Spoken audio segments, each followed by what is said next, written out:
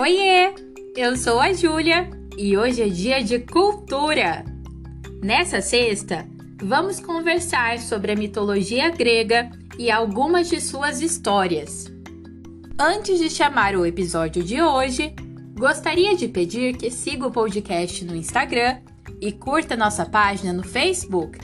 Afinal, são por esses canais que você receberá informações sobre as nossas novidades.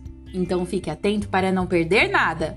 Também não se esqueça de avaliar o podcast com as 5 estrelas se estiver nos ouvindo pelo Spotify. E se você quiser sugerir o tema dos episódios futuros, envie um e-mail para historiaalternativa.podcast@gmail.com. Dados os recados, vamos para o episódio? Continua comigo depois da vinheta!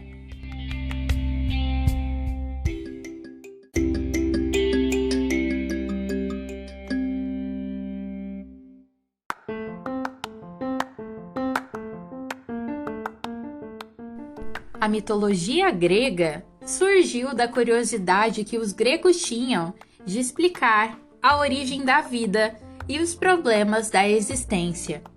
Assim, criaram deuses imortais à semelhança do ser humano. Os antigos gregos viviam em uma civilização politeísta, ou seja, tinham a crença em vários deuses. Na Grécia Antiga, o deus que mais se destacava era Zeus, considerado por vários o mais importante dentre os deuses. Ele representava a justiça, a razão e a autoridade.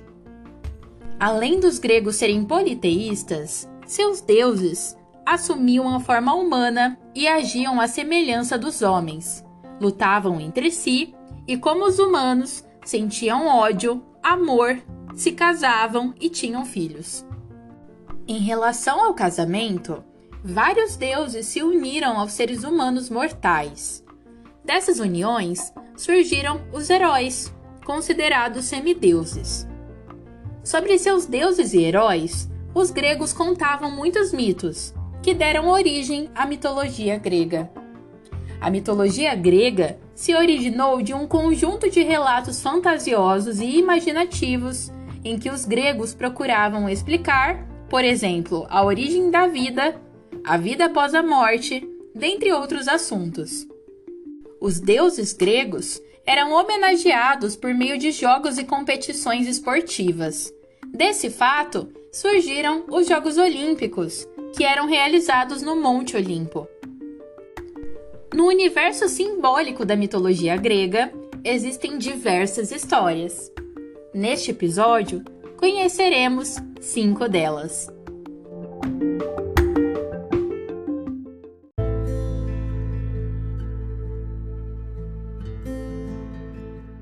Primeira, Pandora.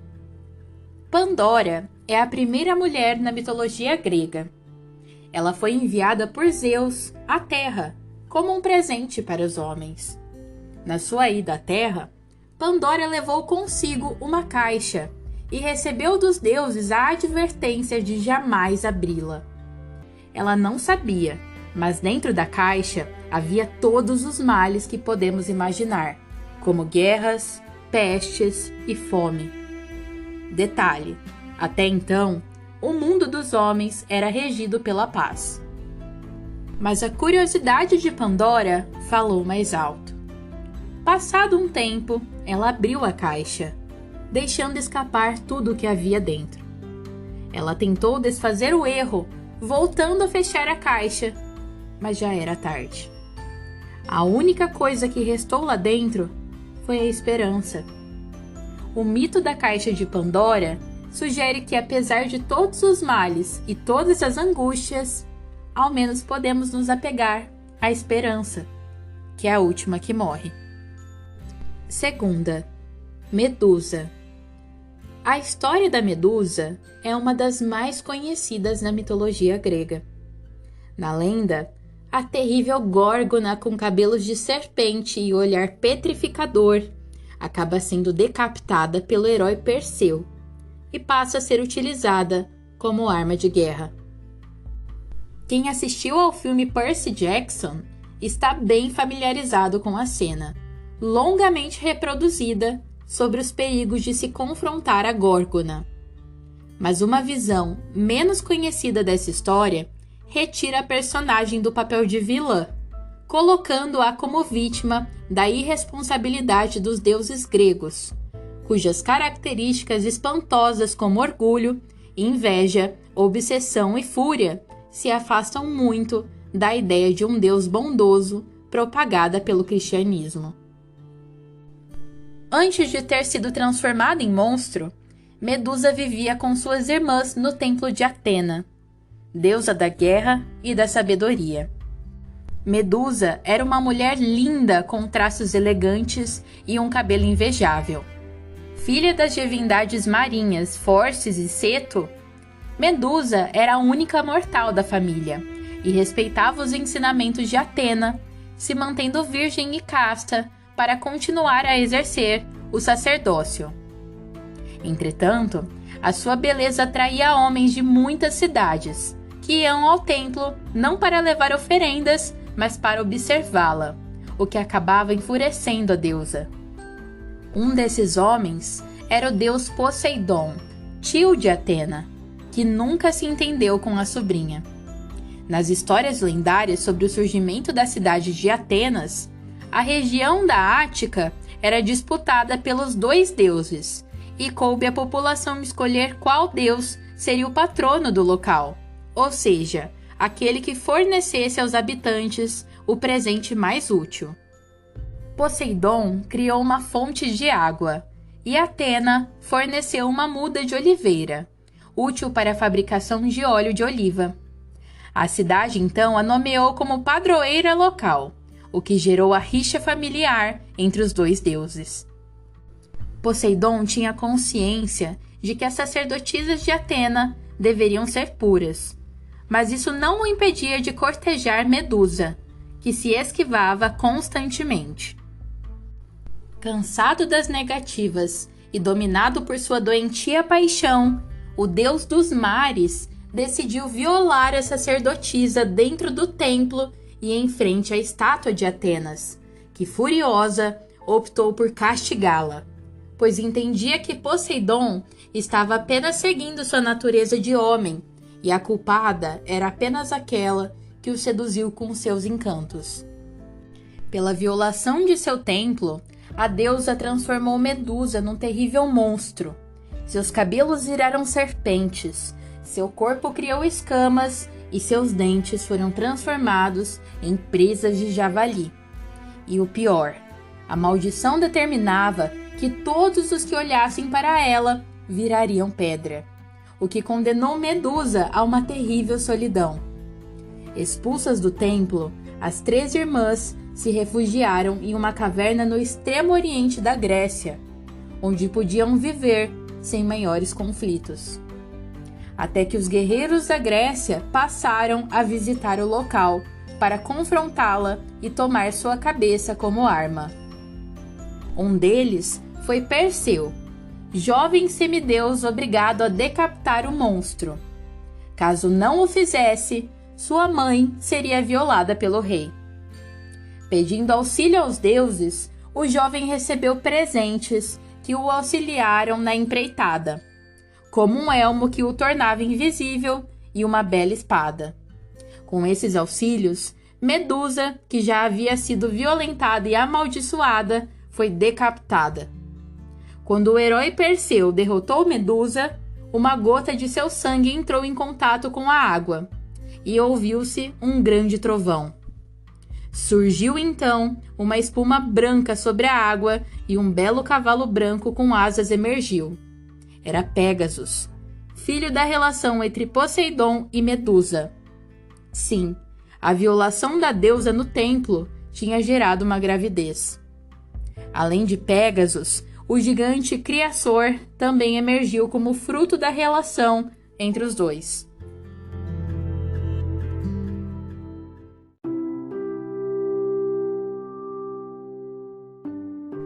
Terceira, Narciso. Sabe o adjetivo narcisista? Vem desse mito. Narciso era filho da ninfa Liríope, que, consultando o oráculo, descobriu que seu filho só viveria enquanto não conhecesse a si mesmo.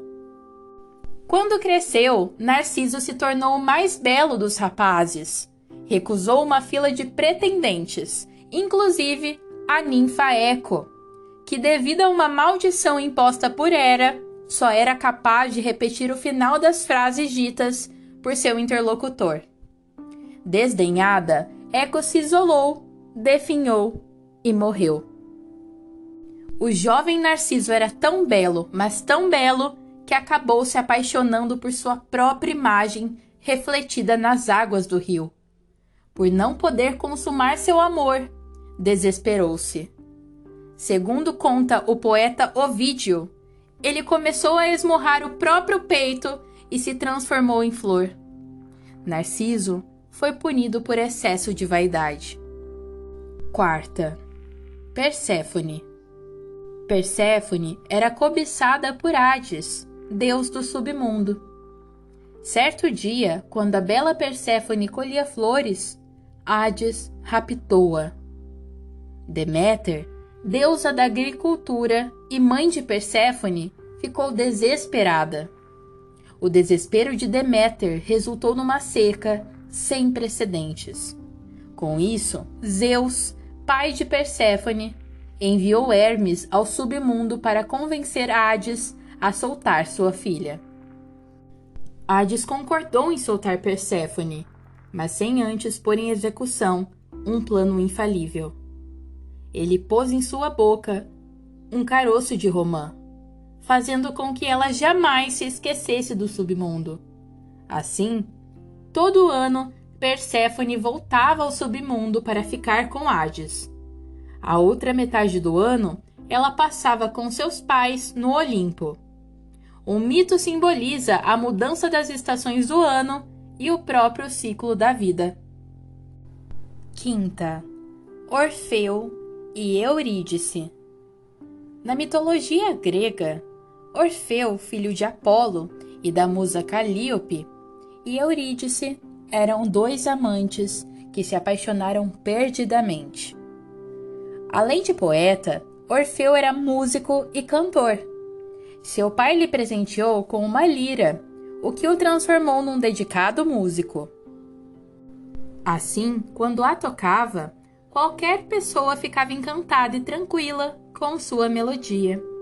Além de seres humanos, os animais e a natureza ficavam fascinados ao som de suas notas. Perdidamente apaixonados, Orfeu e Eurídice resolveram se casar. No entanto, pouco antes do casamento, Eurídice foi mordida por uma cobra ao tentar fugir de um admirador, Aristeu, o que acarretou em sua morte. Desconsolado, Orfeu resolveu descer ao mundo dos mortos e pedir a Hades, deus dos mortos, e sua esposa Perséfone, sua amada, de volta. Comovidos com a história e extasiados com sua música, ambos resolveram devolvê-la ao seu amante, mas com uma condição: que ele não olhasse para ela até que eles chegassem ao mundo superior. Ao sair do mundo dos mortos, e desconfiado do acordo com o deus do mundo inferior, resolveu olhar para trás e conferir se sua amada o seguia. Ao desobedecer Hades e Perséfone, Eurídice foi levada ao mundo dos mortos para sempre. Com uma profunda tristeza, Orfeu ficou perambulando durante dias, sem comer ou beber. Depressivo, resolveu nunca mais amar nenhuma mulher, o que levou à fúria das Mênades, que tentavam conquistá-lo. Sem resposta de Orfeu, elas resolvem matá-lo. Com sua morte, ele finalmente consegue encontrar o seu amor. Reza a lenda que depois de seu corpo ser atirado no rio Ebro, ele foi sepultado próximo do Monte Olimpo. E ali onde jazia seus restos mortais, os rouxinóis entoaram belas canções. Por sua vez, as Mênades, mulheres furiosas da Trácia, que decidiram matá-lo, foram punidas pelos deuses, que as transformaram em carvalhos e rochas.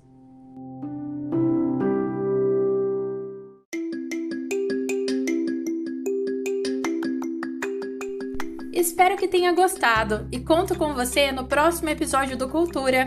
Bons estudos e até mais!